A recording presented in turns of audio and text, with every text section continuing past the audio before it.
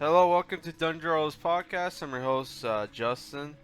So today we're reviewing a very weird horror film called Housewife, which, according to Google, came out 2017. According to Tubi, came out 2018. I don't know. I think its initial release date was 2017, right? So this is a Turkish horror film by director Can Evrenol, who did the horror film Baskin, which people on the internet like to call Turkish Hellraiser, right? And yeah, so I was supposed to review House of the Devil, but that was a boring horror film, and then I tried to watch another horror film, and it was like, oh, that was also a Ty West movie. So I'm like, let's review some international films, okay? So I decided to watch Housewife, which I've been meaning to watch for a while, and like, holy crap, this movie. This movie took.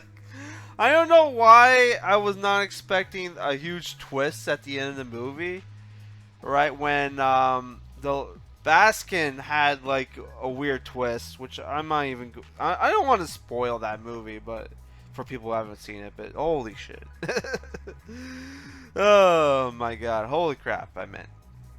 So yeah, this movie is. I would say it's probably rated R. It's an hour and 22 minutes. It's on Tubi. It's stars Clémentine Poidatz as Holly. You have Aksöz as Tim. Alicia Kapudag as Valerie, and you have David Sakurai as Bruce O'Hara, who is a Danish Japanese actor. So this movie has like a international cast. It very much like when I was watching the movie, I'm like, holy crap, this guy's clearly seen. It was like I hit on the head when I said, oh, like this is like a modern day Dario Argento movie, because it's like the way the movie is the movie is spoken English language, right? It's an English language film, but you have an international cast of characters, right? Who are doing who have accents, who are speaking English, and I think we're supposed to. I think these guys are supposed to be. These characters are supposed to be American, even though everybody has accents from around the world, right? Which is like how they would film movies back in the 60s and 70s in Italy, right? Where they would just hire actors by their look, and then would just dub them over. Here they didn't. They didn't dub them over. Right. So sometimes the English, even though I think everybody's English is serviceable, the English is not great in the movie, right? Which the subtitles on Tubi sucked because they weren't they weren't syncing to what people were saying. They would come up ahead, so like the subtitles would spoil what people were saying, right?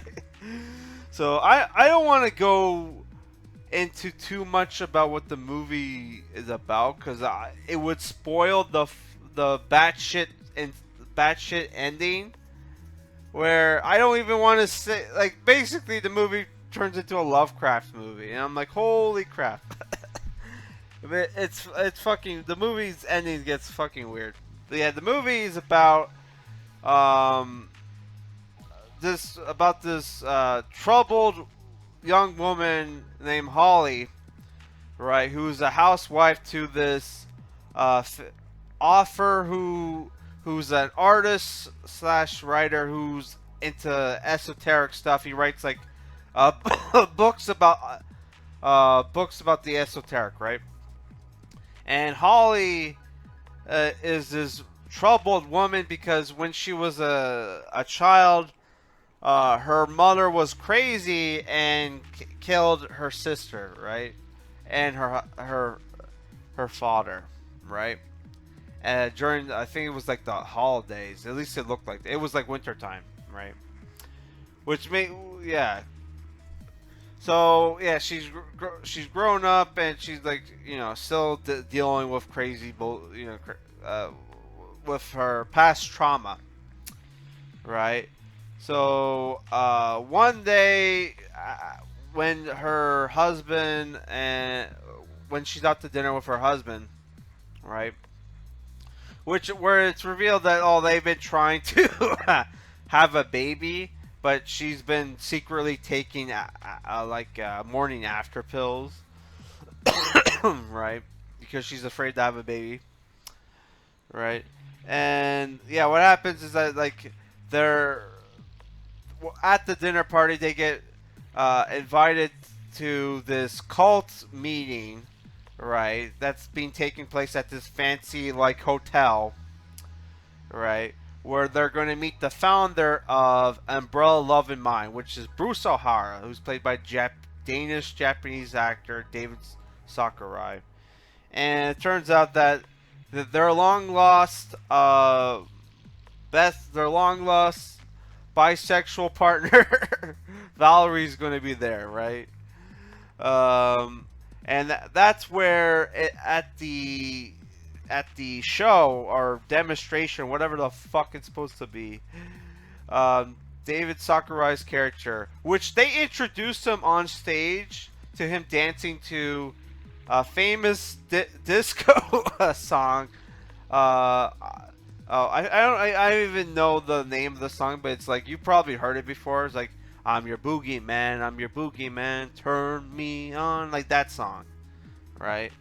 Which is like, oh my, when they say boogeyman, do they mean the boogeyman? Like, because he's obviously the villain of the movie, right? And basically, he turns out to be this weird, like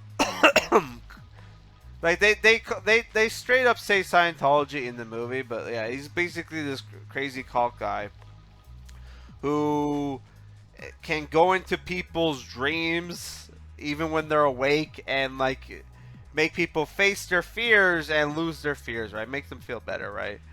So yeah, what's up happening is that she gets in front of everybody has this waking dream hallucination and she pukes, right? And that crazy shit, slowly happens, right? Well, will slowly occur, but yeah, they go back to their house where Valerie shows up. They have a bisexual threesome. Yeah, and then weird shit happens that makes you wonder what the fuck is going on. What the fuck is going on? All right. So I'll just go into my likes and dislikes for the movie, which, yeah, holy fuck, this movie's crazy. Yeah. So yeah, my likes or dislikes. The music was great. The music, especially that creepy creepy lullaby song, which is straight up totally reminded me of the Argento film that name escapes me. It's the one everybody's saying, right? The one where the girl goes to Germany or Italy for ballet or whatever. I think it was Italy, was it? I can't remember. Suspiria, that one, right? It was Italy. Yeah, the remake takes place in Germany, which I still haven't seen the remake. Right, which there's even some shots in the movie that's where holy fuck, that's something that's like a Kubrick shot, right? The cinematography looks great, and then some of the ways the guy films people walking and shit like it very much I don't want to. The movie almost felt a little pretentious with the way the filmmaking was, but then it just worked, right? It just worked. The movie, the cinematography, the movie was good, right? I the weird Lovecraft bullshit that happens in the end was like, holy fuck. Because I thought the movie was going to be, like I said, I thought it was going to be like a psychological horror film, and it just turns batshit fucking crazy. And I thought the main villain, did a good job, right? But like, yeah, people might have problems with the performances because, like, again, it's like you have like people who are speaking English and it's not their first language and trying to act, right? And there's a lot of weird sexual stuff in the movie, which, that's normal. That's usually there's a lot of sexual shit in like psychological horror films, right? But yeah, yeah, I'm now, and I should mention, movies super gory. Though I'm not a huge fan of gore, but a lot of horror fans are into fucking gore. Now I'm gonna go with my dislikes. Yeah, so I don't know. Yeah, I can't really go into it, but yeah, I don't really like when there's kids in horror films, right? And there's kids at the end of the movie, and it's like, oh man, the kids need to be there, like for the weird cult meeting murder that happens at the end of the movie, which even weirder shit even happens, right? Which I'm not gonna go into, but yeah, there is some questionable CGI in the movie, but overall I think the movie is good. But again, a lot of people are not gonna like this fucking movie. You would have to be like a Lovecraft fan to truly appreciate it, right? And